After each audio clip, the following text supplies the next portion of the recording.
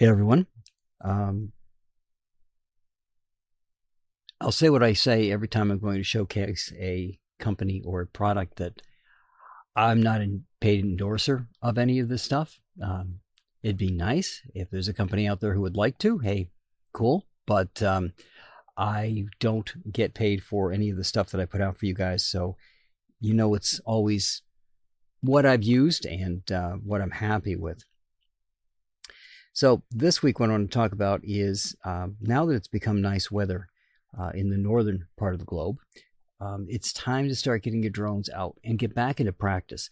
I know a lot of people don't fly their drones in the winter because of the decreased battery life, etc. So now it's time to get back into the practice of flying your drone. And there are several places you can get exercises, but the one that one I liked the most of the ones that I saw is from Pilot Institute. Now, Pilot Institute is how I got my license. So if you're not a licensed drone pilot and wish to be, check them out. I scored 90% on my license. So they have a good course on getting you to state where you can go get your license successfully. In addition to that, they also have other courses for drone pilots who are doing particular types of piloting, like real estate photography and those kinds of things. But they have this kind of thing off to the side that talks about different ways to practice flying your drone and different maneuvers you should try. Like you've seen people where the drone follows them. So you're doing something similar to that. Remember, you can't have the drone follow you because it has to be in your line of sight, and it can't be in your line of sight if it's behind you. So you can have it follow in front of you as you walk and control it going forward. You can have it spiral around you. You can have it spiral around you going up and down. There's the cinematic method where the drone is flying forward, and not only is it flying upward, but you're moving the camera at the same time to bring whatever the item is into focus. That is now what you're looking at, and it's kind of that dramatic lead up to whatever it is that you're going to showcase when the drone hits where you want it to focus on. Some of them are simple and straightforward, right? If you're just going to have the drone walk in front of you, then it's simple. You put it to the height that you want, and you're now using one controller, right, to kick it backward at a certain pace so it's keeping pace with your walking. If you're going to have it circle you, well, that's another set, right? Because now you're not only doing the distance around you, but you're changing the angle of focus of the drone so the drone is always facing toward you. Add to that you now want to do it, but bring the drone higher or lower around you, and you're adding another dimension to what you're doing. Those cinematic shots where they're going, there's two ways you can do it. You can be at the height that you want to be and just fly in with the camera pointed down, and as you're flying closer, you're bringing the camera up so that the camera is now pointing at what you want in front of you. Or you could be bringing it in. If you think of, let's say you're taking a shot over the cliffs of Dover, right?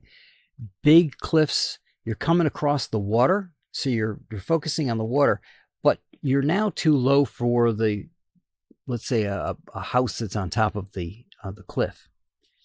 So you're bringing it in, but you've got to bring not only the camera up slowly, but you've got to bring the drone up in height as well. So as the drone is flying toward the cliff, you're bringing it up so it can clear the cliff, and you're starting the camera low so it's getting the water as you come up, and then it gets the cliff, and then it gets the house at the top.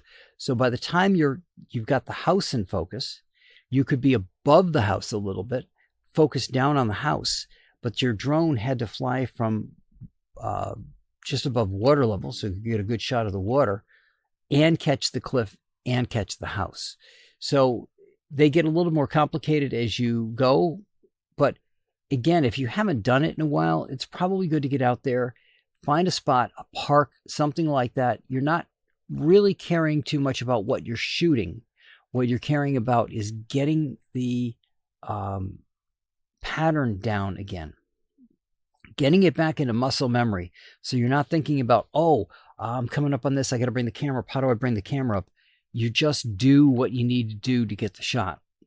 And the only way to do that is to practice, practice, practice. And the best way to do that I found was, like I said, this little thing that Pilot Institute puts out that allows you to, it gives you a series of progressively more complicated practice steps to do. They have a video on part of it as well. And you can get into how to do it, hitting certain points, like you're putting little cones down on the ground and you're flying the drone to hit that point, and getting used to the view of when that drone is over that cone, right? It's away from you and you're guesstimating that it's sitting over the top. And that's that exercise will help you get used to parking a drone exactly over what you want. If you're going to do any kind of inspections, you got to be careful of lines and other things that could be in the way, and get used to flying it in and flying it around certain things and getting the camera focused in on what it is that you need to inspect. So regardless of your need for photography, going through these different routines is a great way to get back into the habit of flying your drone and get back to getting those little controls back again. And maybe this year you need to adjust those controls a little bit more because it's going a little too fast or a little bit slower for you than you want to have this time. And you'll be able to work all that stuff out through these practice sessions. So that's what I got for you guys this week. I will talk to you all next week.